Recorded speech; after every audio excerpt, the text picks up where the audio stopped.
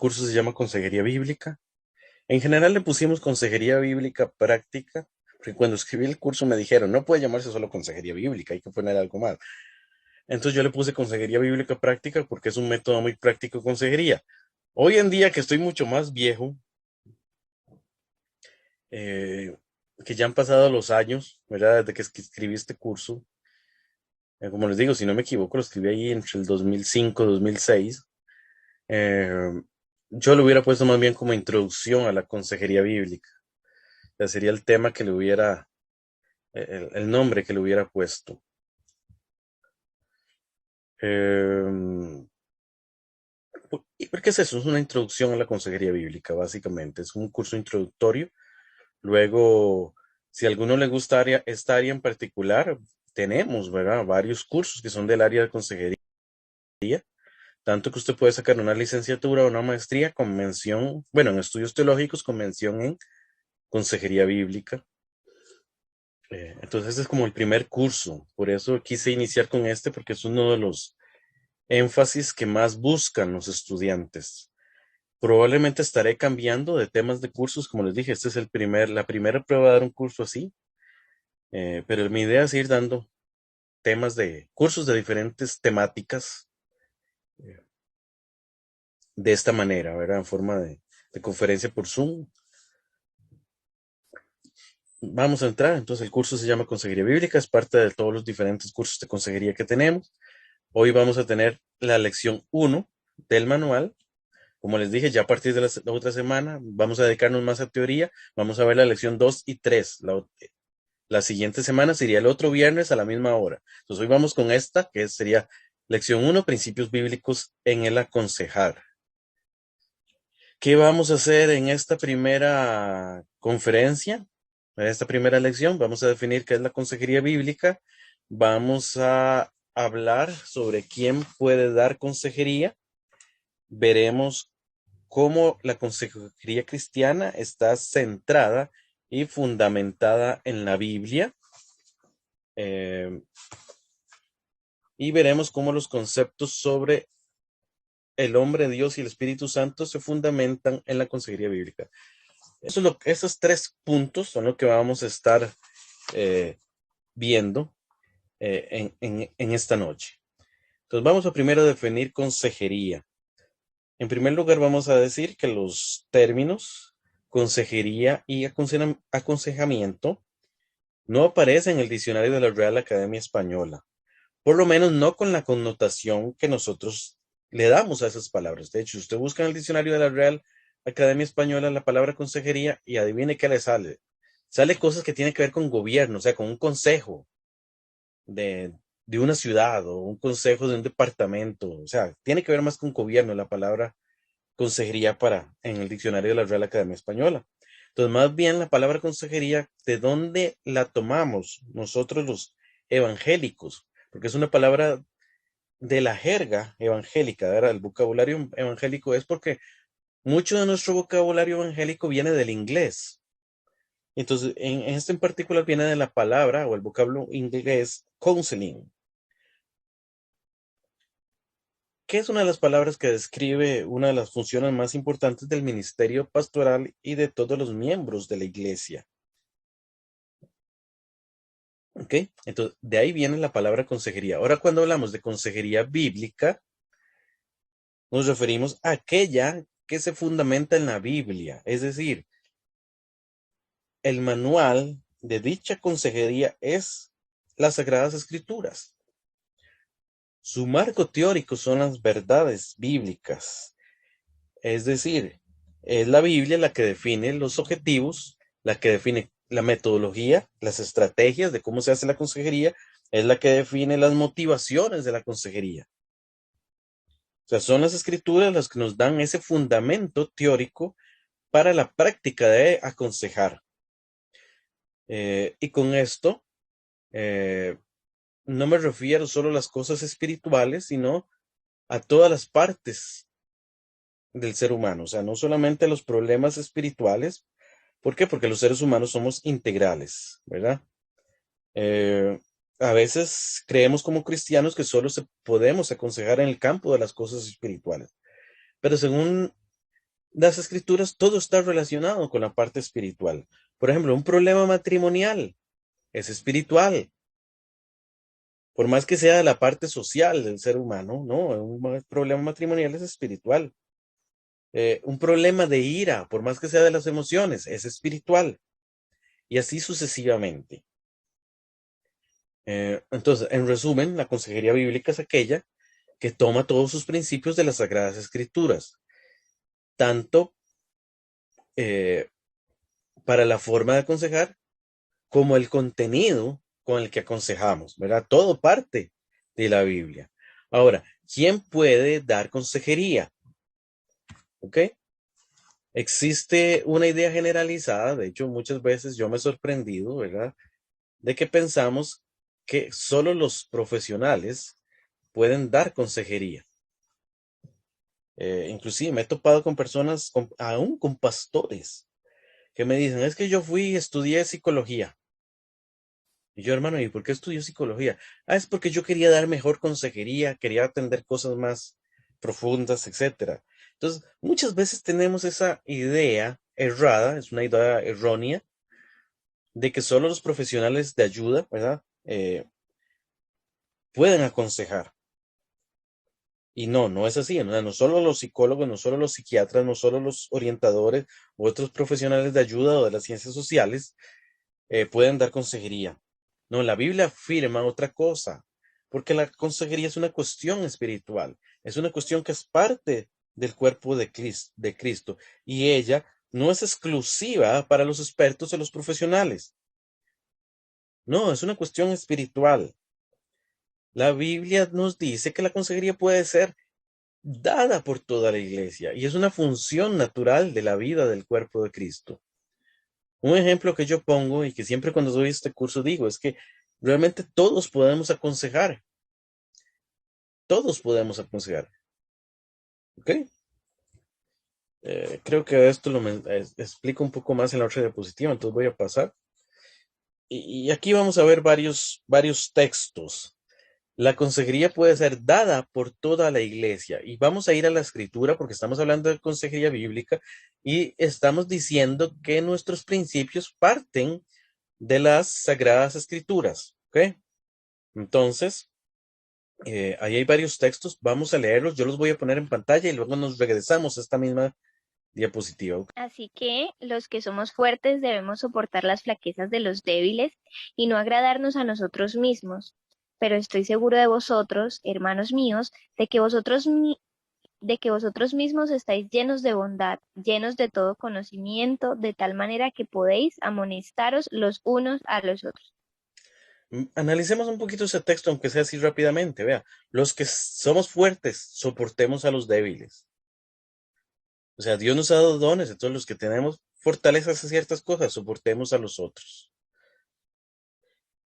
Y dice, amonestaros los unos a los otros. Y vean que en los próximos textos voy a marcar mucho eso de los unos a los otros. Hay un montón de textos que nos dicen que tenemos que aconsejarnos los unos a los otros. A veces creemos que en la iglesia el que tiene que dar consejería es el pastor. No, pero realmente toda la iglesia eh, está llamada a dar consejería.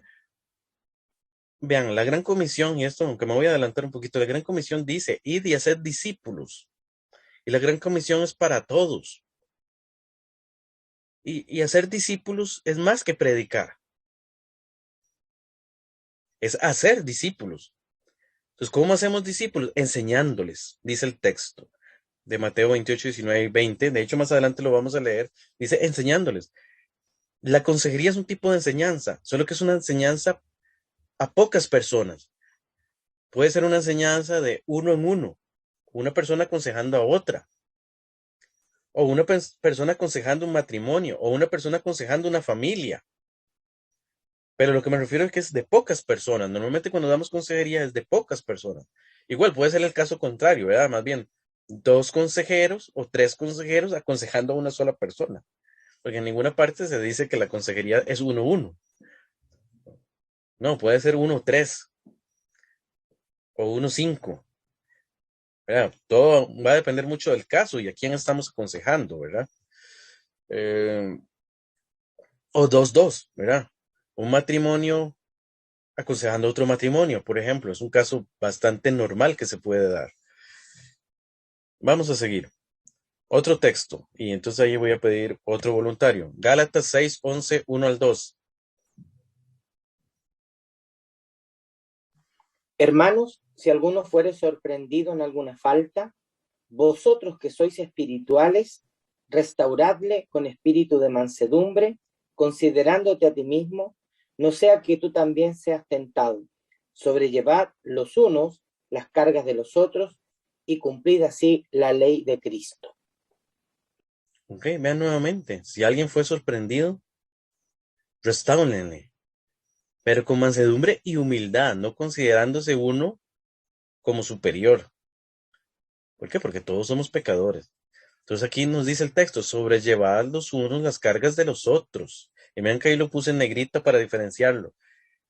Los unos a los otros. Siempre va a haber una serie de textos en las escrituras que yo les llamo así, los textos los unos a los otros, porque es algo que se va a repetir constantemente en la escritura, de que la iglesia todos debemos apoyarnos.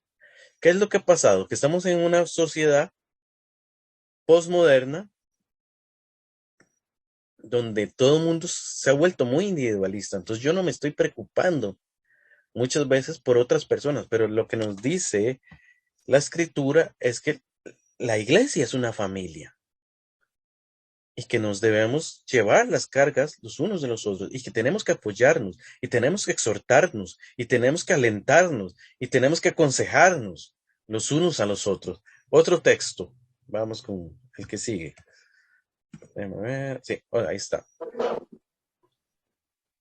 La palabra de Cristo more en abundancia en vosotros, enseñándoos y exhortándoos unos a otros, en toda sabiduría, cantando con gracia en vuestros corazones al Señor, con salmos e himnos y cánticos espirituales. Ok, nuevamente, enseñándonos y exhortándonos unos a otros. Vean que no dice que el pastor nos enseñe y nos exhorte, porque él es el obispo de nuestras almas, aunque sí hay un texto en Hebreos que dice algo parecido. No, dice que son más los textos que dicen que todos tenemos que hacerlo. Mientras que en la escritura hay un solo texto que dice que el pastor es el obispo de nuestras almas, hay muchísimos textos en la escritura donde dice que tiene que ser toda la iglesia la que se enseñe, la que se exhorte entre ellos.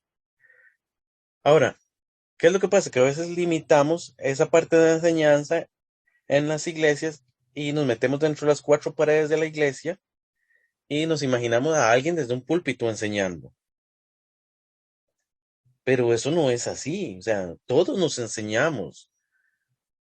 O sea, constantemente mi esposa me está enseñando a mí, yo le estoy enseñando a mi esposa.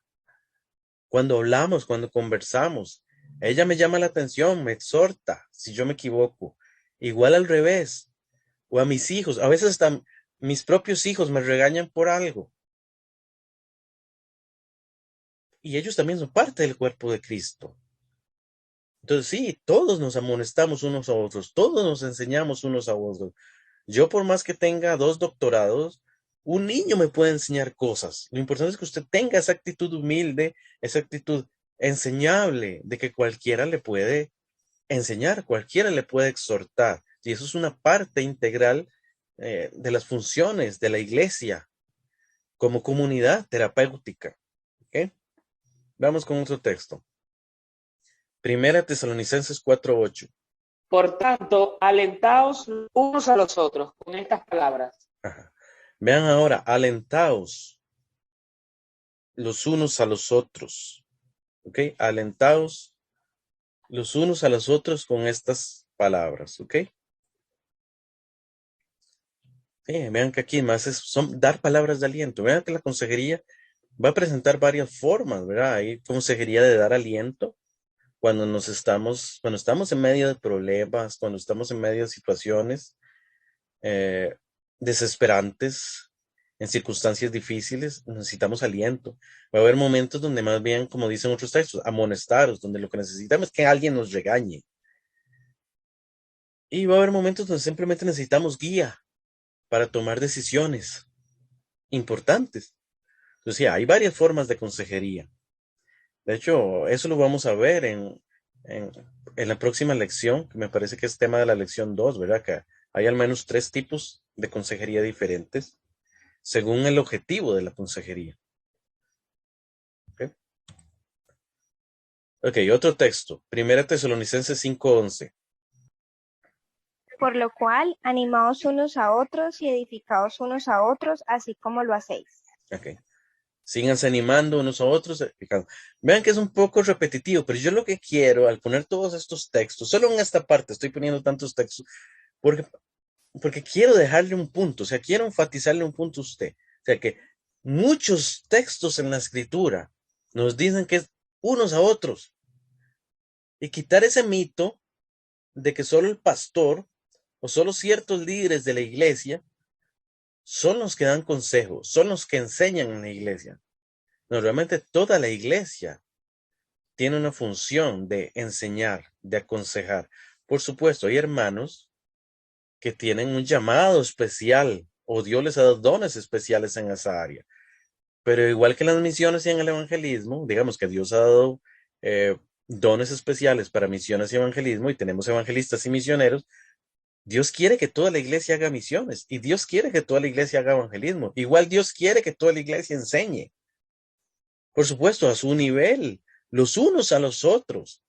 No estamos hablando de algo formal. Yo creo que los que son papás, ¿verdad? No creo.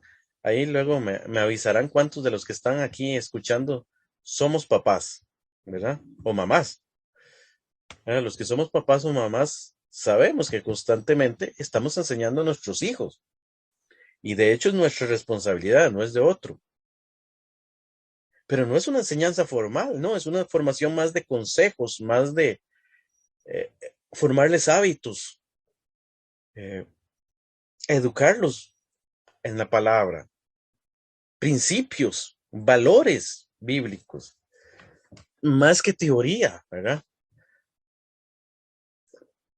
Y sí, estamos a veces enseñando más con nuestra vida, con nuestro modelo, que con nuestras palabras, porque siempre estamos enseñando con nuestra vida. Entonces, lo que quiero es esto, que a usted le quede claro ese punto de que todos podemos dar consejería. Okay, otro texto más, Hebreos 3:13. Antes exhortaos los unos a los otros cada día, entre tanto que se dice hoy, para que ninguno de vosotros se endurezca por el engaño del pecado. Pues, exhortados los unos a los otros. Ya no los voy a comentar más. Esto es simplemente para que vayamos viendo que sí, que constantemente hay textos que nos dicen unos a los otros. Miren este Santiago 5:16. Confesaos vuestras ofensas unos a otros y orad unos por otros, para que seáis sanados. ¿Ok? Y así, o sea, hay toda una serie de textos, vean ahí, solo escogí algunos. Entonces, lo que quiero que le quede claro es que la consejería es parte del discipulado cristiano y el discipulado nos toca a todos. Vean que Mateo 28:19-20 dice, por tanto, id y haced discípulos a todas las naciones. ¿Cómo hacemos los discípulos? Bautizándolos, enseñándoles. ¿Okay? Así hacemos discípulos, enseñando. Y la consejería es un tipo de enseñanza. ¿Ok? Vean ahí lo que escribo, ¿verdad? Parte del discipular es ayudar a que las personas se conduzcan según la palabra de Dios. ¿Ok? Esa es parte de lo que Dios nos dice en la Gran Comisión, ¿verdad? Parte de hacer discípulos es enseñarles, ¿verdad? A enfrentar la vida, a conducirse en la vida, según la palabra de Dios. Por lo tanto, la consejería es parte del discipulado individual que tenemos que dar a todos los creyentes. Okay, vamos aquí. Ahora, esto no significa que tenemos permiso para ser, para ver, sí. No significa que tenemos permiso para ser entrometidos. ¿Okay? Y me gustaría leer ese texto de 2 Tesalonicenses 3:11, tal vez alguno que me lo lea.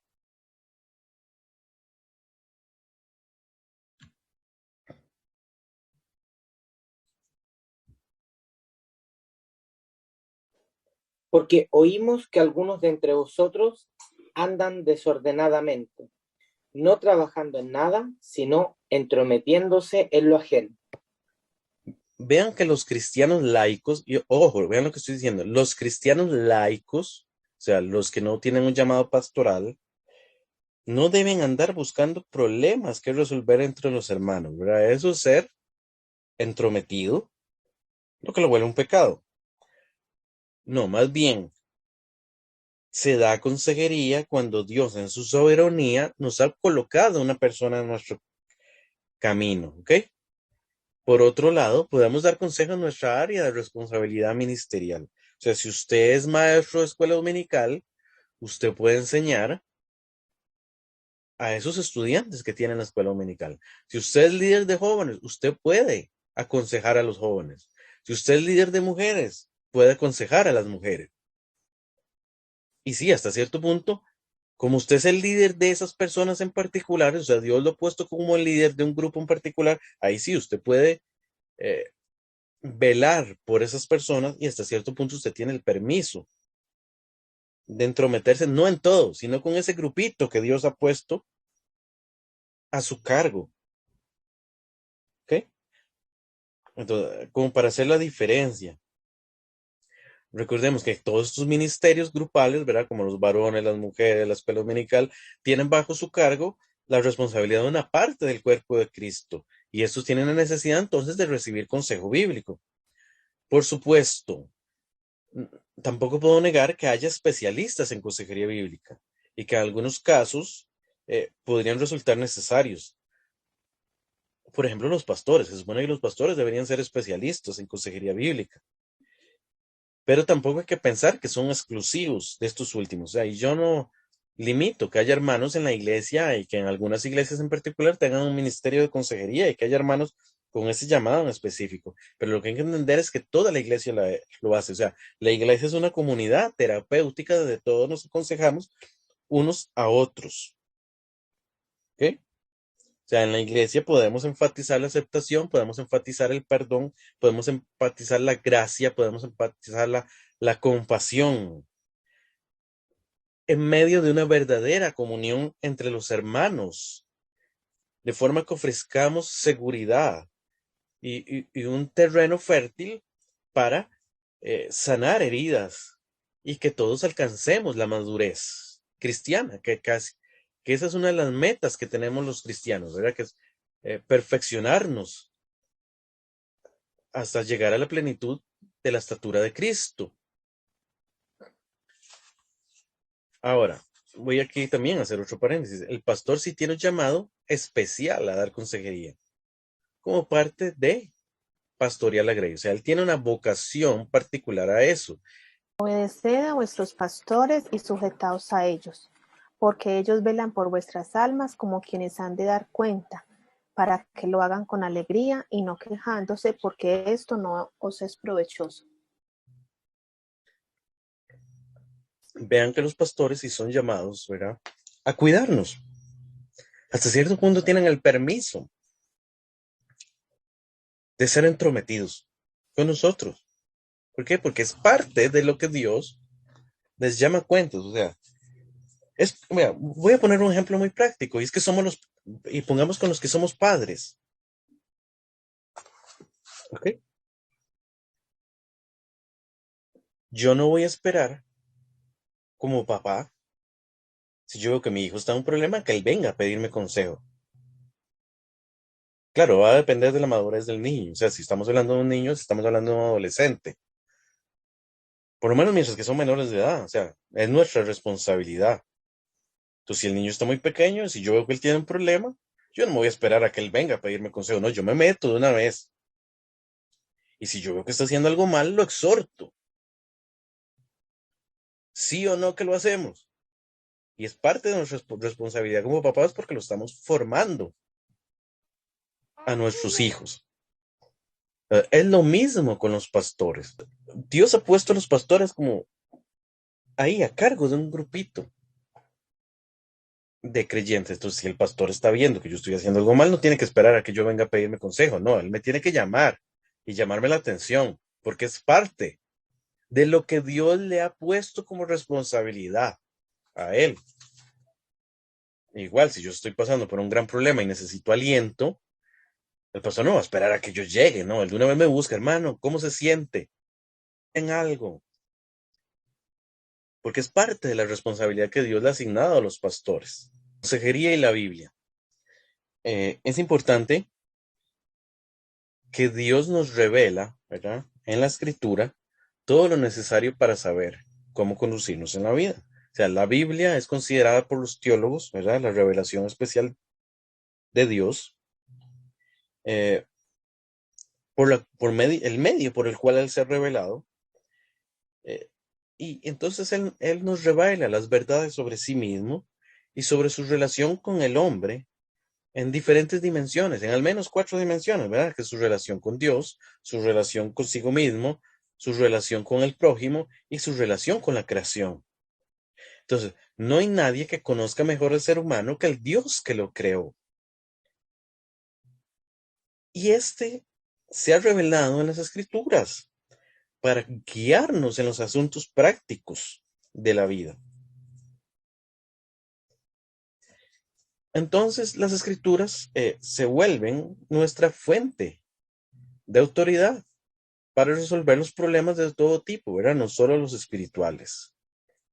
Estas han sido dadas para guiarnos en nuestro conducir y nuestro actuar.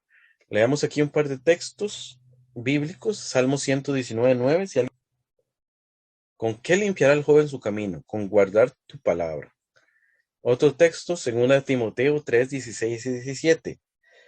Este texto es importante. Dice, toda la escritura es inspirada por Dios y es útil para enseñar, para redarguir, para corregir, para instruir en justicia. Vean que está diciendo prácticamente los medios de gracia que da Dios para formarnos, para aconsejarnos.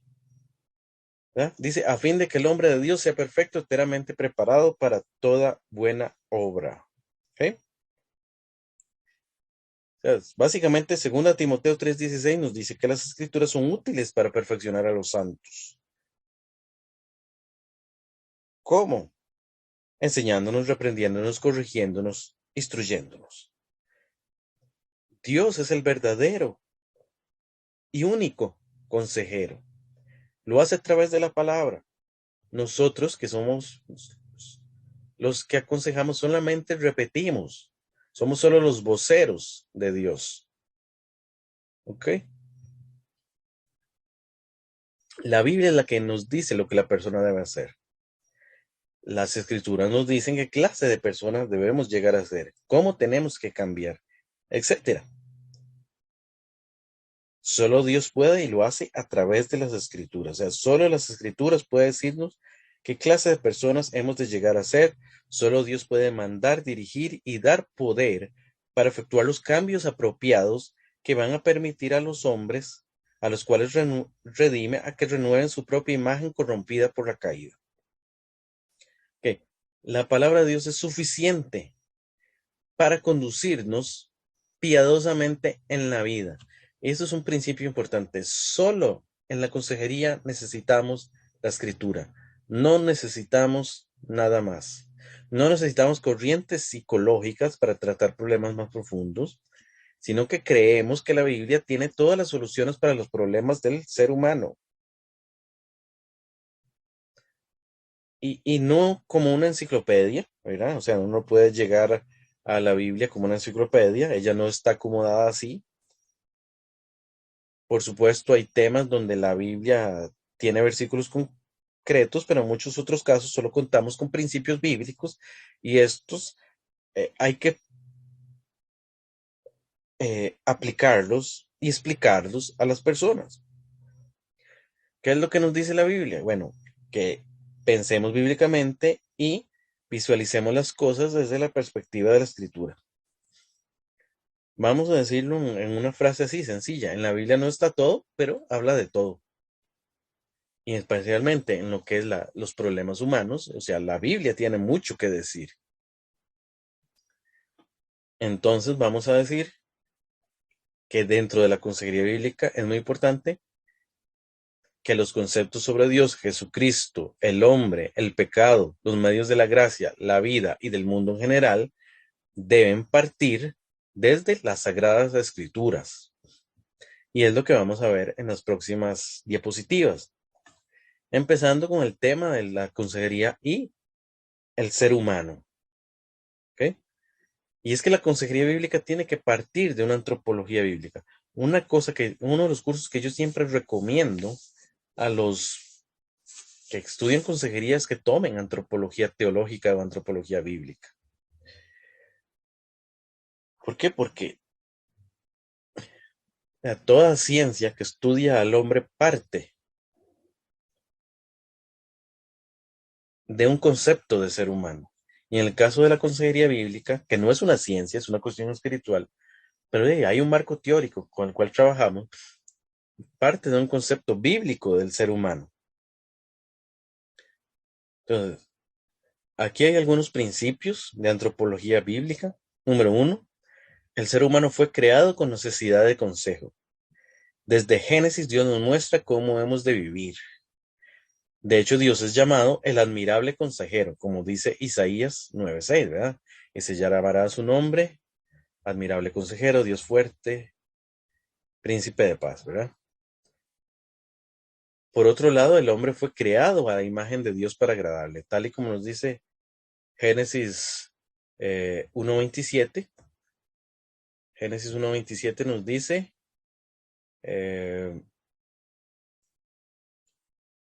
que fuimos creados a su imagen y semejanza.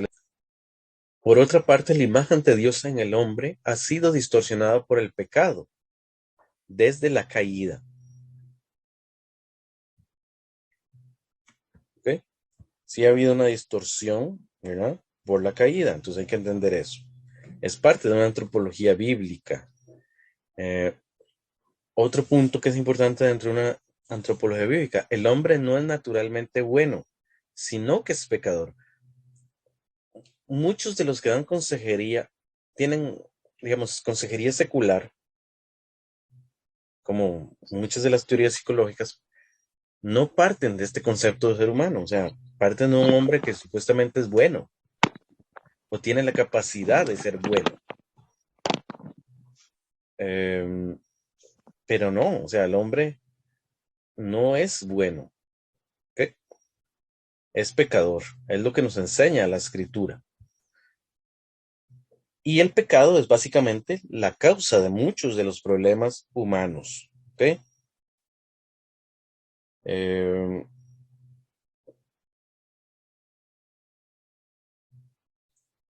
Básicamente el pecado es una transgresión de la ley divina, una afrenta contra Dios.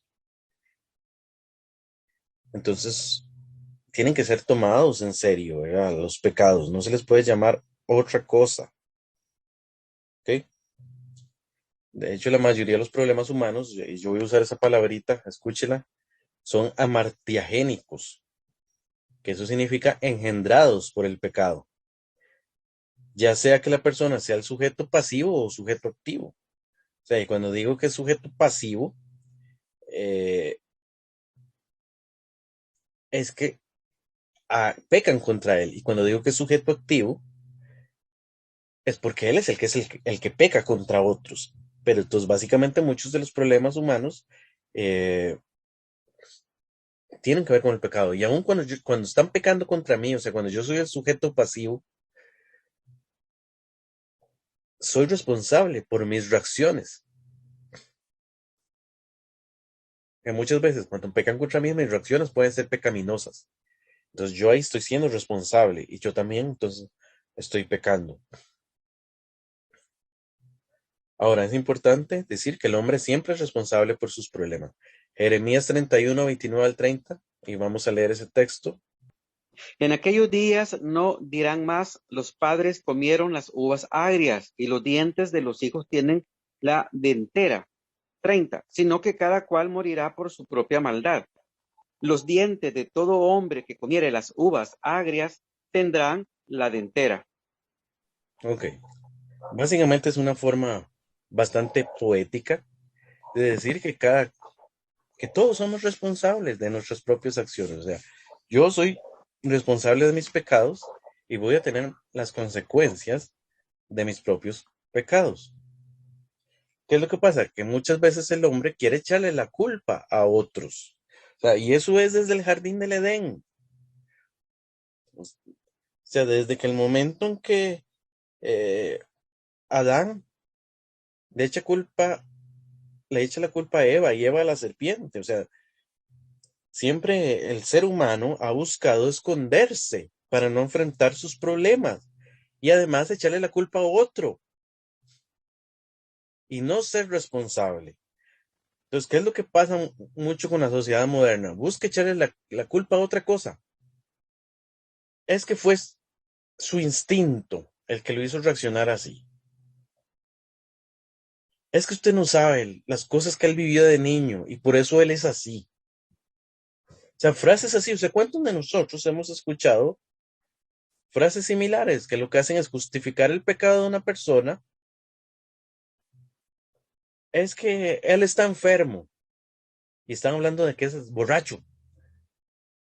Es que es una enfermedad. Y vean cómo, inclusive muchos cristianos se están creyendo el cuento de que el alcoholismo es una enfermedad. ¿Por qué? Porque la sociedad nos ha dado tanto, tanto, tanto, que muchas cosas que sencillamente antes teníamos súper claras que eran pecado, ahora resulta que no. ¿Y qué son formas del ser humano querer evadir la responsabilidad? ¿Ok? Y realmente, ¿qué es la responsabilidad? La responsabilidad es la capacidad de responder a cada situación de la vida según los mandamientos de Dios, ¿verdad? Eso le estoy dando una definición no del diccionario de la Real Academia Española, sino una definición cristiana de responsabilidad. O sea, responsabilidad es la capacidad de responder a cada situación de la vida según los mandamientos de Dios. ¿Ok? Por otra parte, como en nuestra condición de pecadores, no somos aceptados por Dios. Y vamos a este texto que dice, Dios es justo y Dios está airado contra el impío todos los días. Vea que la Biblia dice que Dios está enojado con los impíos. Muchas veces afirmamos paradójicamente que Dios ama al pecador pero odia al pecado. Pero que Dios ama al pecador no implica que acepta al pecador. Y hay que tener mucho cuidado con eso, ¿verdad? Especialmente cuando hablamos de consejería y que sea una consejería que tiene que ver con asuntos de pecado.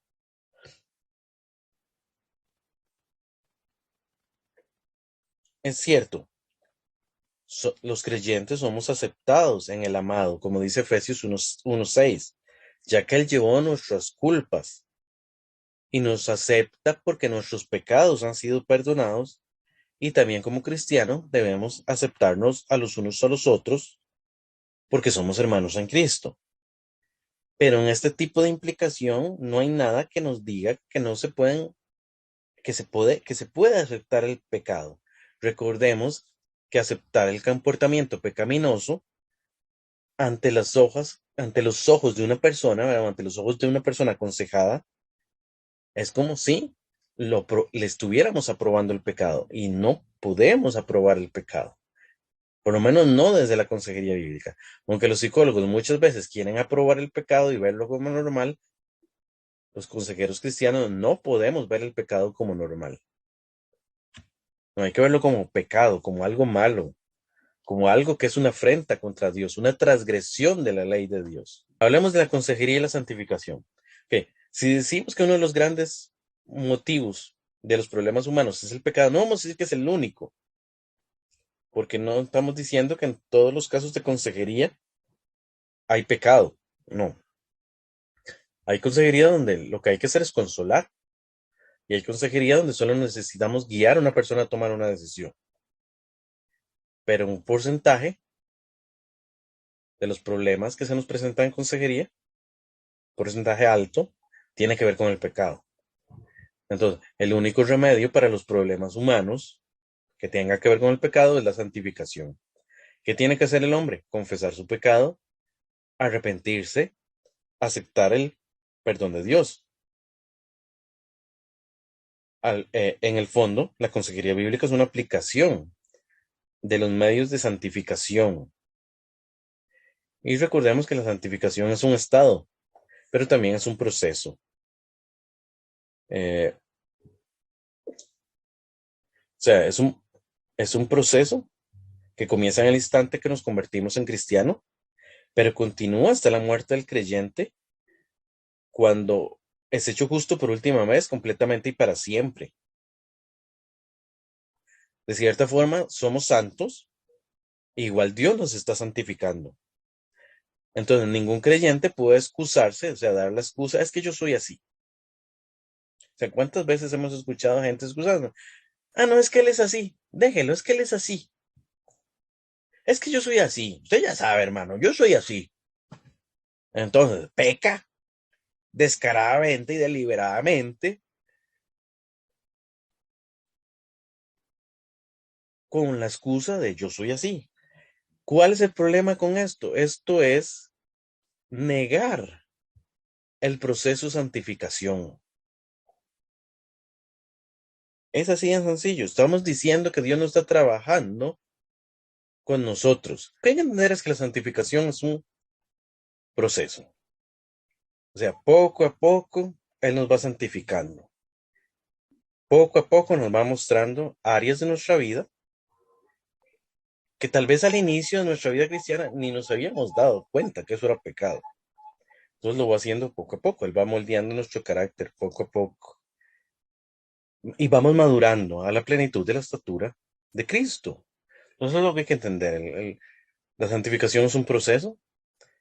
Entonces muchas veces en la consejería estamos ayudando en medio de ese proceso. O sea, Dios nos está usando como agentes para que el Espíritu Santo obre, entendiendo que nosotros somos solo un canal, que el que realmente hace los cambios es el Espíritu Santo.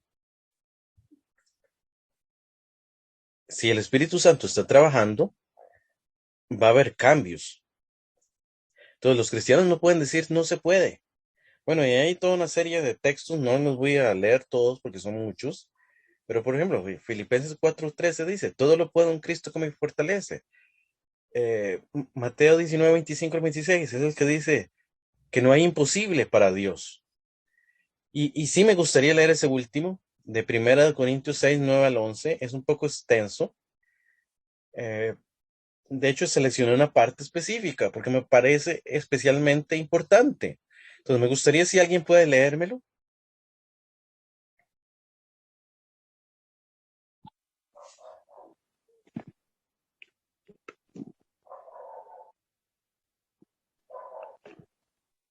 Primera de Corintios 6, del 9 al 11, me dijo.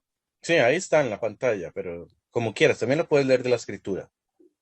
Bueno, aquí en la pantalla. Ni los fornicarios, ni los idólatras, ni los adúlteros, ni los afeminados, ni los que se echan con varones, ni ladrones, ni ávaros, ni borrachos, ni maldicientes, ni estafadores heredarán el reino de Dios. Y esto eras algunos, mas ya habéis sido lavados, ya habéis sido santificados. Este texto para mí es revelador, porque está diciendo que en la iglesia de Corinto había creyentes. Hasta ahí, ¿verdad? Ajá, sí. En la iglesia de Corinto hubo creyentes que en su vieja vida habían sido fornicarios, habían sido idólatras, habían sido adúlteros, habían sido afeminados, habían sido homosexuales, habían sido ladrones, borrachos, etc. Miren que el texto dice en el versículo 11, y esto erais algunos, pero ya han sido lavados, ya han sido santificados. O sea que no hay pecado. Y vean que aquí está diciendo pecado, ¿verdad? Que los seres humanos tendemos a clasificar los pecados, ¿verdad? En nuestra naturaleza pecaminosa creemos que hay pecados que son más graves que otros. Y aquí lo repito, ¿verdad? En nuestra naturaleza pecaminosa creemos que hay pecados que son más graves que otros.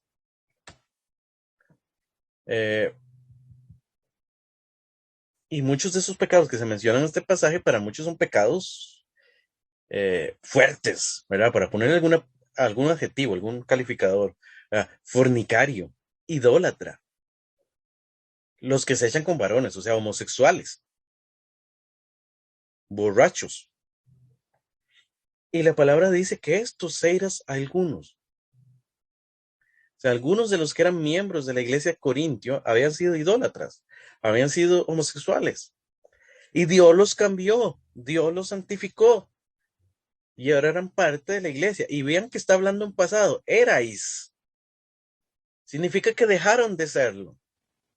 Ya no practicaban esa esclavitud a ese pecado. Ya Dios los había liberado.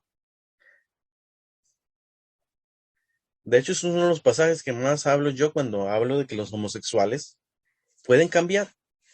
Y que está complicadito, ¿verdad? Que uno dice, o sea, no es fácil. Por ejemplo, póngase usted un momento en los pies de un homosexual.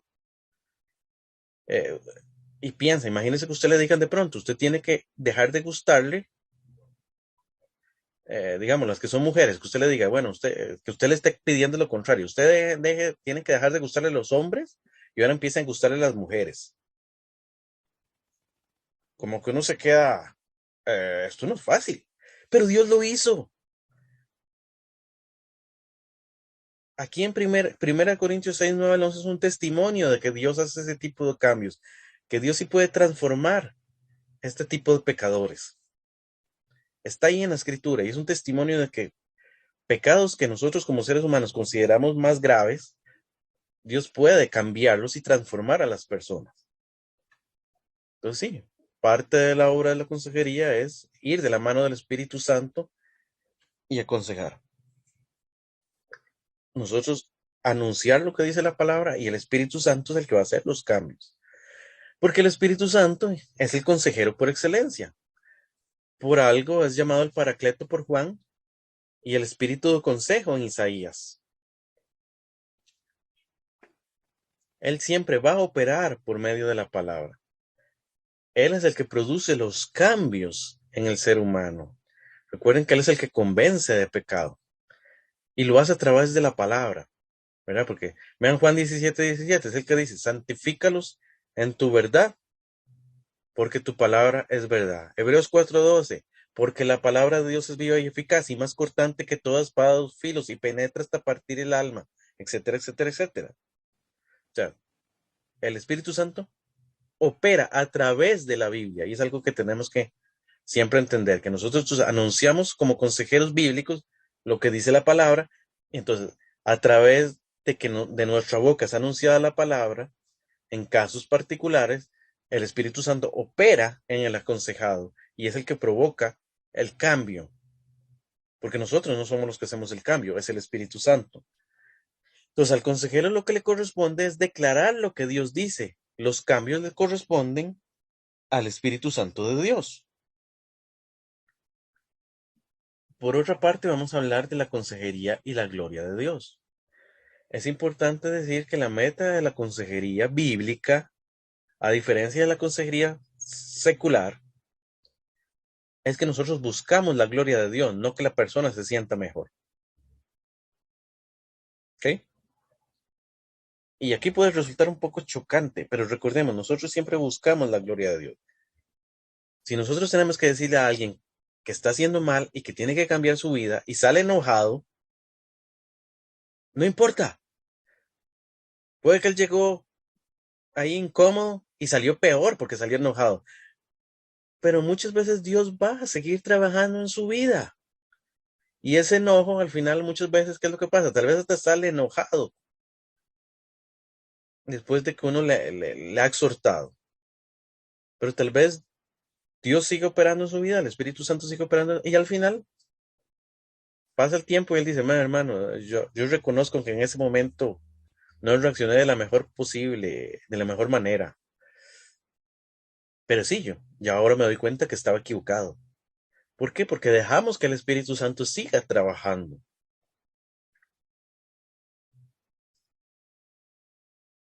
Recordemos, siempre buscamos la gloria de Dios. Si pues coméis o bebéis o hacéis otra cosa, hacedlo todo para la gloria de Dios. O sea, siempre, Si comiendo, bebiendo, buscamos la gloria de Dios mucho, muchísimo más, aconsejando, ¿verdad? Que es una cuestión espiritual. La segunda meta de la consejería es perfeccionar a los santos. En el fondo estamos buscando que los creyentes lleguen a la madurez cristiana. O sea, nosotros seguimos creyendo. Nosotros seguimos creciendo como cristianos hasta que llegamos a la madurez. ¿Cuándo terminamos de madurar? Bueno, cuando estemos en la gloria. Cuando estemos con Dios allá. Cuando ya se pase el himno, dice el himno.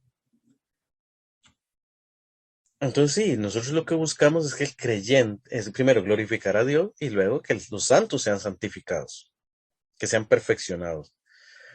Entonces nuestra consejería no está centrada en la persona, en el cliente, ahí debía haber puesto cliente entre comillas, sino que está centrada en Dios, ¿verdad? Porque sabemos que los consejeros seculares le van a decir cliente a los aconsejados. No, para nosotros somos nuestra familia de la fe. No son clientes, son nuestros. Por otro lado, es importante decir que la catarsis no es el objetivo de la consejería bíblica, sino que las personas se sujeten a la voluntad de Dios. ¿Qué es lo que pasa muchas veces en la consejería? La persona a veces solo quiere desahogarse y soltar. No, nosotros no queremos solo eso. No solamente, es que ya ahora que eso me siento mejor. Bueno, está bien, pero lo importante no es que usted se siente bien. Lo importante es que usted entienda la voluntad de Dios en medio de toda esta situación, sea una situación de exhortación por pecado, sea una situación donde usted está medio de problemas y necesita el aliento de Dios, no sea una situación donde usted tiene que tomar una decisión y necesita tener paz en esa decisión. Entonces necesita la guía para tomar una decisión conforme a las Escrituras. Y usted siente paz. Ok. Un último punto, ya para ir terminando, que se está haciendo, ya casi llegamos a cumplir las 2 horas de conferencia.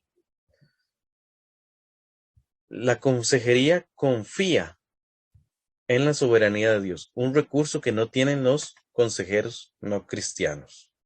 La consejería bíblica tiene un recurso que no tienen los psicólogos seculares, que no tienen otro tipo que no es cristiano, y es saber que podemos confiar y reposar en la soberanía de Dios y que Él sabe qué está haciendo con nosotros. Dice Romanos 8:28, y disculpen que ahora vaya un poco más rápido porque siento que no quiero atrasarles. Dice Romanos 8:28, y sabemos que los que aman a Dios, todas las cosas les ayudan a bien. Esto es, a los que conforme a su propósito son, bueno, ahí quedó cortado, son llamados. O sea, sabemos que como cristianos podemos reposar en la soberanía de Dios, que en medio de las situaciones de abatimiento, de desánimo, podemos esperar en Dios, esperar en su soberanía. Solo los consejeros bíblicos podemos dar consejería y dar aliento en medio de cosas que para los seres humanos no tienen sentido. O sea, los casos de Job, de José vendido por sus hermanos, de Sadrach, Mesach y Abednego, etcétera, son testimonio de la soberanía de Dios sobre sus hijos. Podemos confiar en que la soberanía de Dios es perfecta. Hay esperanza en el Dios soberano, porque Él tiene control de todo. Él no permite que el mundo quede fuera de control. Ahora, el texto lo que nos dice es que los que aman a Dios, todas las cosas nos ayudan a bien. No que todo va a ser color de rosa. No está diciendo que no vamos a pasar por pruebas. No está negando el pecado, no está negando el sufrimiento, no está negando el dolor, que muchas veces las pruebas por las que pasamos nos causan. sino que nuestro objetivo es que las personas miren las cosas como Dios las ve, desde la perspectiva de Él.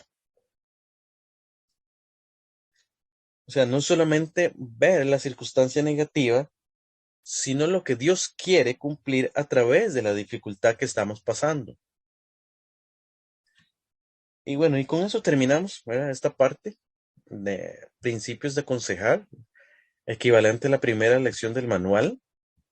De hecho, traté de hacerlo lo más parecido al manual para que esta lección complementara el manual. Tanto que usted casi que con esta lección podría hacer el primer cuestionario.